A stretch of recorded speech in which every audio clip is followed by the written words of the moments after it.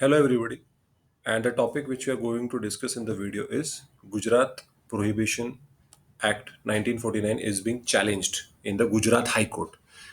Topic start करने से पहले एक छोटा सा अनाउंसमेंट।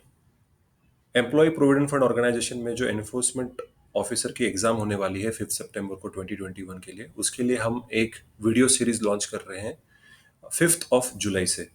ये रिवीजन बैच होगी जहाँ पे 30+ वीडियोस हम आपको देंगे। पर वीडियो 5-10 मिनट का एक वीडियो होगा मैक्सिमम, जिसके अंदर general accounting principles, industrial relations और लेबर लॉज के ऊपर सारा detailed targeted exam covering facts हम मेंशन करेंगे। This is for very good for your revision, ठीक है। और इसका प्राइस भी बहुत रिजनेबल है, ओनली 400 रुपीज़ में आपको सारे वीडियोस मिल जाएंगे। तो एनरोल करने के लिए मैंने यहाँ पे कॉन्टैक्ट नंबर दिया है, आर्क एकेडमी का भी नंबर है और बाकी के नंबर भी मैंने प्रोवाइड किए, तो आप डेफिनेटली अप्रोच कर सकते हैं for enrolment. So this will be very beneficial for those who are preparing for EPFO EO exam. Another small announcement, those people who are interested in MPSC, UPSC or sociology optional for UPSC, they can definitely approach ARC Academy. The number has been provided at the bottom of the screen. तो जिनको भी किसी को guidance चाहिए होगा वो definitely मुझे contact कर सकते हैं। तो चलिए थोड़ा टॉपिक के बारे में डिस्कस करते हैं। The Gujarat Prohibition Act 1949 is being challenged before the Gujarat High Court more than 7 decades after it came into effect as the Bombay Prohibition Act. तो देखिए, स्टार्टिंग में जब इंडिया इंडिपेंडेंट हुआ तो बॉम्बे एक बहुत बड़ा स्टेट था जहां में गुजरात और महाराष्ट्र दोनों इंक्लूडेड थे, और 1960 में दोनों अलग हुए। तो इसको पहले बॉम्बे प्रोहिबिशन एक्ट कहा जाता था, अभी इसको गुजरात प्रोहिबिशन एक्ट कहा जाता है। तो ये एक्ट के बारे में थोड़ा देखते हैं। It was introduced by then the Bombay province as the Bombay prohibition act of 1949 to overhaul the law relating to intoxicating drugs and narcotics total prohibition। तो बेसिकली इंटॉक्सिकेटिंग ड्रग्स जिसमें लीकर भी आता है। तो दारू पे बैन जो गुजरात में जो ड्राई स्टेट हम कहते हैं, तो वो ड्राई स्टेट क्यों है? बिकॉज ऑफ दिस एक्ट, जहाँ पे शराब का पोजीशन होना, बेचना, बिजनेस करना अलाउड नहीं है, प्रोहिबिटेड है। So this is getting challenged. It is an act relating to the promotion and enforcement of alcohol prohibition in the Bombay state। तो तब का बॉम्बे स्टेट अभी महाराष्ट्र और गुजरात है। गुजरात ने एक्सेप्ट कर लिया लेकिन महाराष्ट्र ने इस एक्ट को एनैक्ट नहीं किया। The Bombay state was divided into states of Maharashtra and Gujarat on 1st of May 1960। जहाँ पे हम महाराष्ट्र दिन सेलिब्रेट करते हैं उसी वक्त गुजरात दिन भी होता है 1960 में। गुजरात ने ये अडॉप्ट किया 1960 में, ये प्रोहिबिशन पॉलिसी, महाराष्ट्र में नहीं किया। Okay. In 2011 it renamed the act as, पहले बॉम्बे प्रोहिबिशन का उन्होंने नाम चेंज करके गुजरात प्रोहिबिशन एक्ट कर दिया। अभी इसके पीछे का लॉजिक क्या है? The state government said that it is committed to the ideals and principles of Mahatma Gandhi and firmly intends to eradicate the menace of drinking liquor. तो दारू शराब पीना, देखिए महात्मा गांधी भी बताते थे कि दारू पीना शराब पीना अच्छी बात नहीं है समाज के लिए, खुद के लिए, सेहत के लिए और हमारे फैमिली मेंबर्स के लिए। इसीलिए दारू मत पीजिए। तो ऑब्वियसली महात्मा गांधी जी के उसूलों पे गुजरात स्टेट ने फॉलो किया और लीकर को, अल्कोहल को बैन कर दिया। तो ये एक्ट काम कैसे करता है? Under the act, a permit is mandatory to purchase, possess, consume और सर्व लीकर। तो देखिए, परमिट होना जरूरी है। विदाउट परमिट आप लीकर को सेल या परचेस या आप पोजेस भी नहीं कर सकते, कंज्यूम भी नहीं कर सकते, परमिट होना चाहिए। आप दारू नहीं पी सकते, सर्व भी नहीं कर सकते, परमिट चाहिए।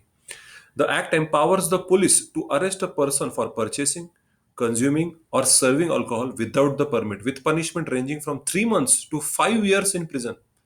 तो आप देख सकते हैं कि अगर विदाउट परमिट अगर आप शराब का बिजनेस करते हैं, कंज्यूम भी करते हैं, दारू भी पीते हैं और आपके पास परमिट नहीं है, तो 3 महीने से लेकर 5 साल तक की आपको सजा हो सकती है। तो what are the arguments which are against the prohibition of liquor, कि भाई क्या, क्यों प्रोहिबिशन ऑफ लिकर नहीं होना चाहिए? The right of privacy is violated. जो पुट्टस्वामी का जजमेंट था 2017 में, कि एक प्राइवेसी होती है कि भाई किसी इंडिविजुअल को क्या दारू, सिगरेट या ड्रग्स जो करना है, स्पेसिफिकली ड्रग्स तो भैया नार्कोटिक्स में तो वो तो बैंड है, लेकिन राइट ऑफ प्राइवेसी कि मैं अपनी पर्सनल लाइफ में क्या कंज्यूम करता हूं, इससे गवर्नमेंट को क्या करना है। So the right is associated with the citizens right to eat and drink as per their choice, कि मेरी चॉइस है कि मैं कोल्ड ड्रिंक पीऊं या हार्ड ड्रिंक्स पीऊं, it's my choice. Ground of manifest arbitrariness, the law grants health permits and temporary permits to out of state tourists। मतलब जो गुजरात के बाहर से कोई टूरिस्ट अगर वो आते हैं तो उनको परमिट्स दिए जाते हैं टेम्पररी बेसिस पे, जिसकी वजह से वो अल्कोहल पोजेस और कंज्यूम कर सकें। The petition says that there are no intelligible differences in the classes, thus being created by the state on who gets to drink and who does not, and violates the right to equality. जो हमारा article 14 है Indian constitution का, उसमें बताया जाता है कि everybody is equal in front of the law. अभी यहाँ पे बाहर के स्टेट के लोग आ रहे हैं, उनको आप परमिट दे रहे हो, और अपने खुद के स्टेट के लोगों को परमिट नहीं दे रहे हो। तो ये जो इनइक्वालिटी या जो डिस्क्रिमिनेशन हो रहा है, it is violating article 14 as well as right to privacy, because right of privacy is included under article 21 of the Indian constitution. अभी what are the arguments in favor of the ban कि भैया ban होना चाहिए liquor पे।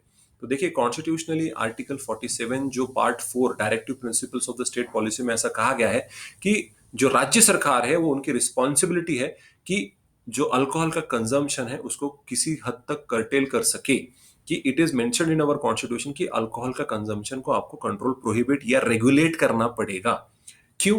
Strict state regulation is imperative to discourage regular and excessive consumption of alcohol. सभी को मालूम है अगर ज्यादा एक्सेसिव अगर आप शराब पियेंगे तो car accidents and the status of woman is under threat. अगर आप शराब पियोगे तो औरतों पे अत्याचार होते हैं घर पे, और एक्सीडेंट्स हो सकते हैं, औरतों पे अत्याचार हो सकते हैं, और आपकी इन जेन्युइन हेल्थ खराब हो सकती है।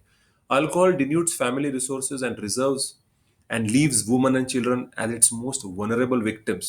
A social stigma, at least as far as the family unit is concerned, is still attached to the consumption of alcohol. तो हमारे शराब में हमारे समाज में जो शराबी है बहुत शराब पी के रास्ते में गिरा पड़ता है, तो ऑब्वियसली उसको एक स्टिग्मा है। आप इतना ज्यादा रोज शराब पी के घर पे आओगे तो ऑब्वियसली आपकी कोई रिस्पेक्ट नहीं करेगा, इंक्लूडिंग आपकी मदर, आपके फादर, आपकी वाइफ, आपके डॉटर, सिस्टर, जो भी है वो आपको रिस्पेक्ट नहीं करेंगे। Vulnerable persons, either because of age of proclivity towards intoxication or as a feature of peer pressure, more often than not succumb to this temptation.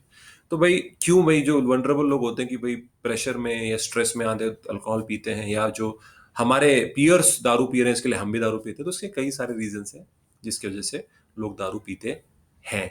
So argument favour में भी है, अगेंस्ट में भी है, तो depends upon the state government. तो महाराष्ट्र ने accept नहीं किया लेकिन गुजरात ने एक्सेप्ट कर लिया। So that was the video guys. I hope आपको वीडियो अच्छा लगे। अब till next video, thank you for listening, bye.